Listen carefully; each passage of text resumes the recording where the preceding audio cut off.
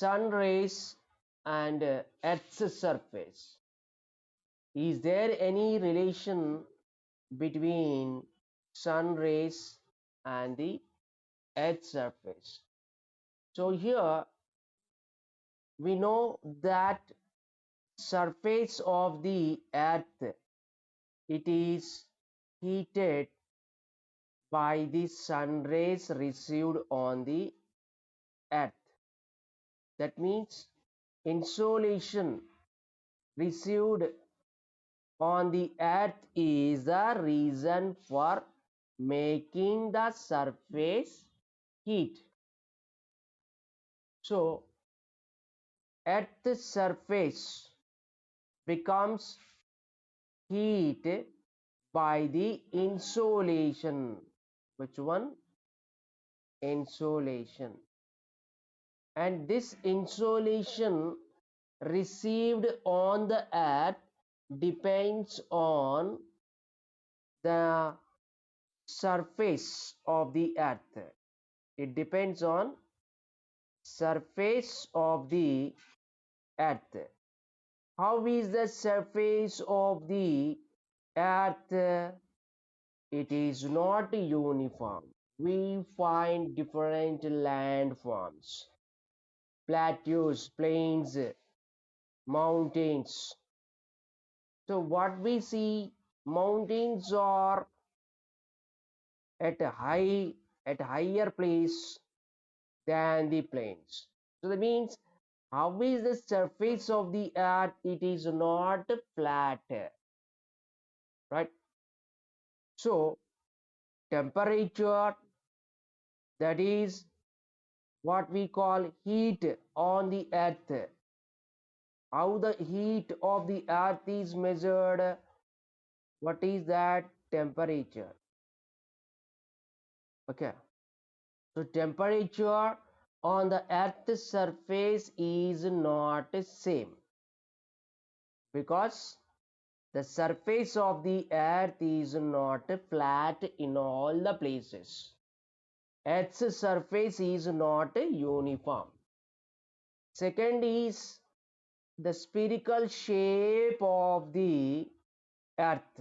What is the shape of the Earth? This one, spherical shape. Okay. Why does not the temperature is not same on the Earth's surface? Because the surface is not uniform, and second is spherical shape. What shape? Spherical shape of the Earth. When Earth is in spherical shape, we see there some kind of angle is formed. That is what you call curvature. What is it? Curvature. Understand? What is meant by curvature here? Right? Curvature in the sense there is bend. What? Curvature. What? Curvature. So how do you see here? How is here the shape of the Earth in these two places? One is here A, another is here B. So here you find it is some curved one. Okay, and here it is straight. Sun rays falling straight here, and at B, at B point, sun rays fall somewhat slant because of the curvature of the Earth's surface. Okay, that means it is somewhat slope, bent is there. So where do we see high insolation received on the Earth's surface? Is it at place A or or is it at place B? Right? See here at place A, sun rays fall straight. So the area where sun rays fall straight, their insolation is high. Here high insolation we find, okay, because the sun rays fall straight. And at the point B, sun rays are falling with somewhat slope. That means there is a slant. What? Slant falling of a sun rays at a point B. So here insolation is low than the point A. So where is insolation high? At point A, because of the straight of falling the sun rays. So here insolation is high. And at point B, due to the curvature of the Earth's surface, sun rays are falling slantly, so that the insolation is lower here. Okay. Further moving towards either north or south, we find much more slant in falling of the sun rays. Let me show you here. I am drawing the figure. Look at here. Then how is? Look at that. This is the sun. And here it is earth. So where do we see the sun rays falling straight here? This is the point we see the straight. And here you see that it is a slant. Here this is what? Slant falling of sun rays. And here it is straight. So insolation is high at where there is a straight falling of the sun rays.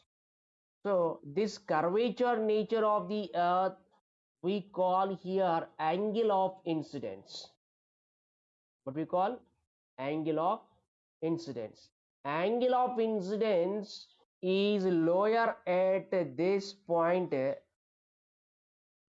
and higher at this point, that is at poles. Okay. So where angle of incidence is high, there the insolation received by the earth's surface is low.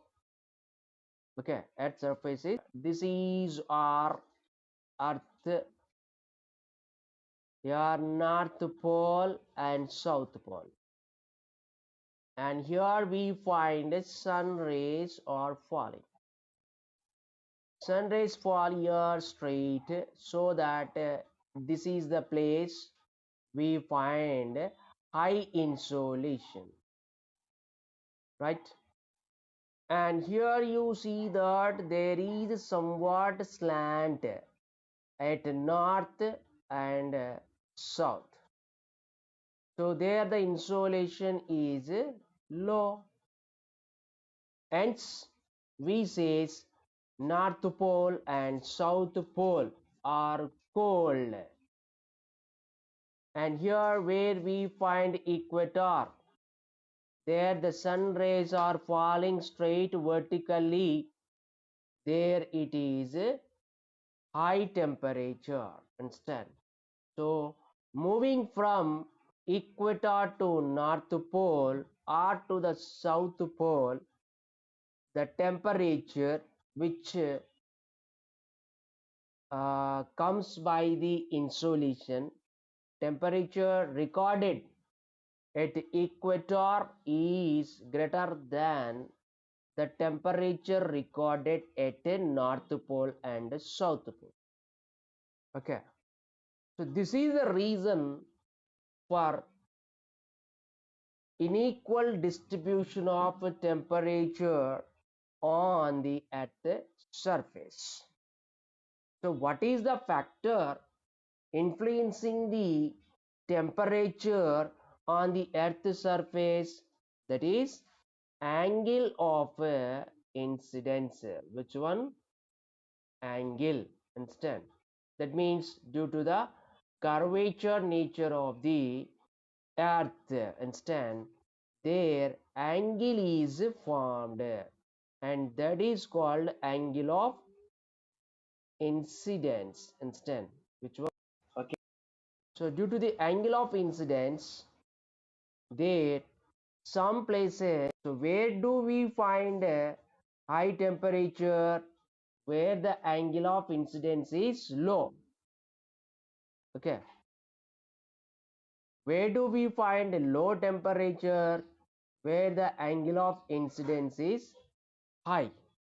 The 90 degrees angle is formed. Understand? Here is a table which helps to understand how the angle of incidence brings change in receiving the temperature. Okay, look at my dear students here. What do you see here? A table showing insolation received at different latitudes. At 45 degrees north latitude, where Japan is there, the insolation received is 75 units.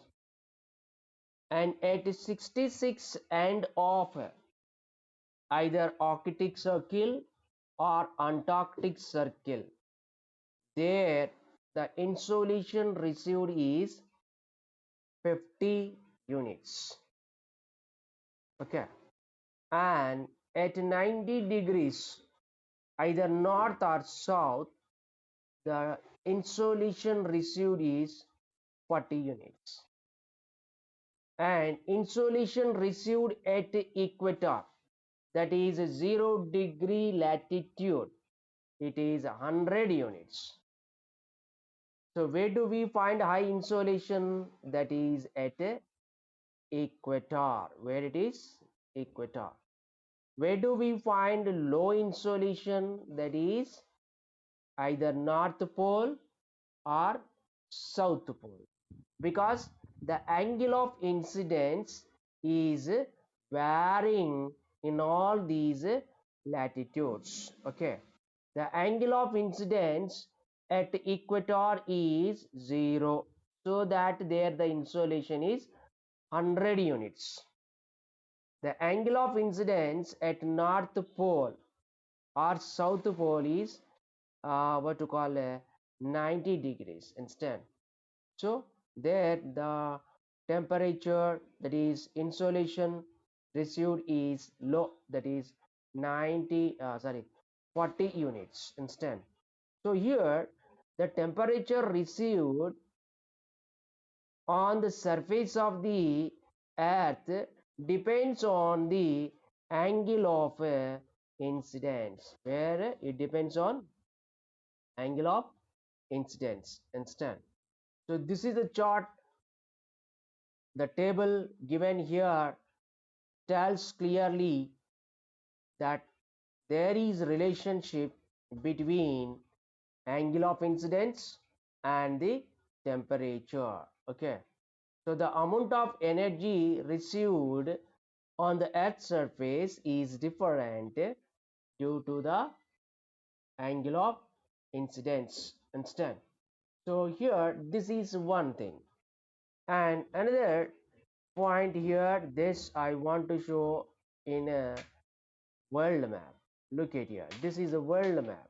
Understand? So in this world map, what do you see? Some are shown with brown color,